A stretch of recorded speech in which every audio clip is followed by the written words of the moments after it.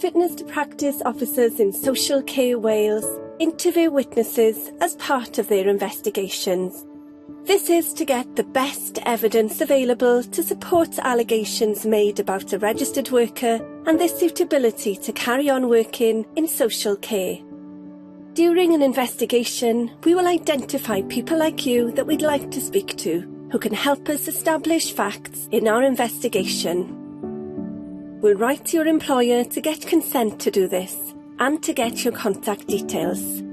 We'll then make contact with you, usually by email, asking for your availability, whether you have any specific requirements to help you take part, and whether your language preference for the interview is Welsh or English. We'll also ask you about the best way to hold the interview. We can do it virtually, over Zoom or Teams, but we can also do it over the telephone. In some cases, we may do it in person. Before the interview, the Fitness to Practice officer will send you a copy of the questions they intend to ask and any documents they want to refer to. This will give you an opportunity to have a think about what happened. The interview will probably take around 45 minutes to complete, and you'll need to find somewhere private where you can't be overheard. You will be able to ask any questions you have if you're not sure about something, and to take any breaks you need.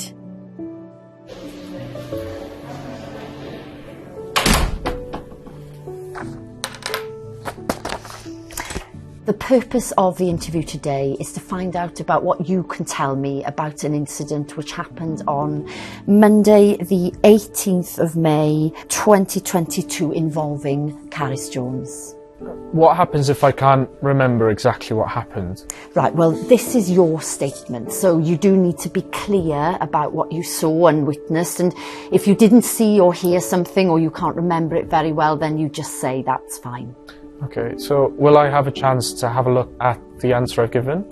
Yes. When I've completed the interview, I'll use your answers to put together a witness statement. So this will be sent out to you in about 3 weeks for you to review and amend. And when you're happy that it's accurate, then please sign it and return it to me. So how do you make sure that you know exactly what I've said to you? Oh, well, I'll be taking notes just to assist with the accuracy of this interview.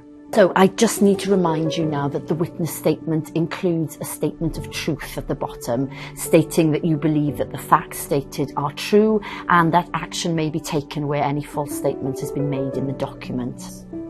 Good. Right. Do you have any questions before we start? No, I don't think so.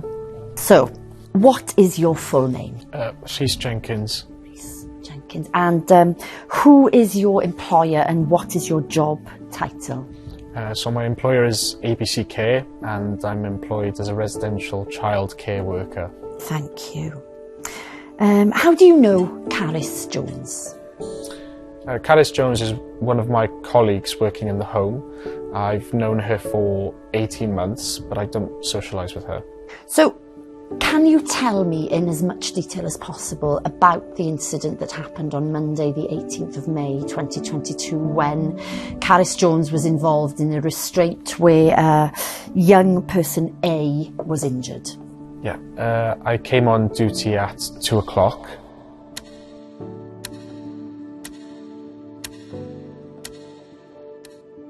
So, have you had any contact with Carys Jones since that incident in May 2022?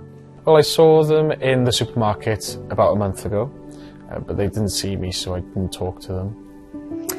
Right. Also, is there anything else you want to tell me? No, I don't think so. Okay, thank you, Rhys. So, I'll be writing up the response that you've given me as a witness statement, and then I'll send it to you by email in about 3 weeks' time. Now, that will form part of the evidence that helps us to make a decision about how we manage this case.